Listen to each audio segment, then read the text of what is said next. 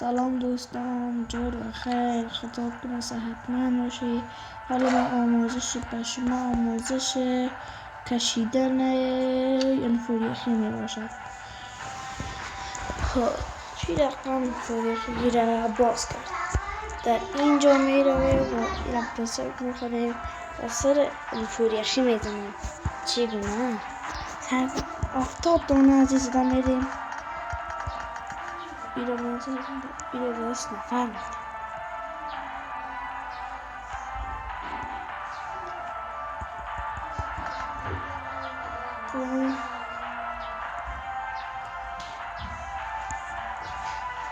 میزنیم باز میکنه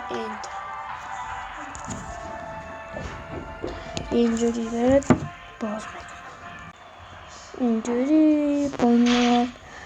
حالا ببینیم چی میبینیم. زده میری ایره میزنی در اینجا پس دوباره نمیشه. او خلاص کردیم.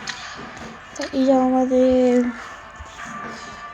کار رو با هم میبینیم، تماشا میکنیم. و در اینجا این تفنگچه رو به ما باز کرد. اینا به همان باز کردی افزایش قدرت با ما توانست که یک چیز عالی بفرستد.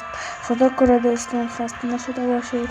من یکم که انفوریخی از دست گرفتم، حالا داشتیم دعا کنیم که انفوریخی در دوام شما برسن.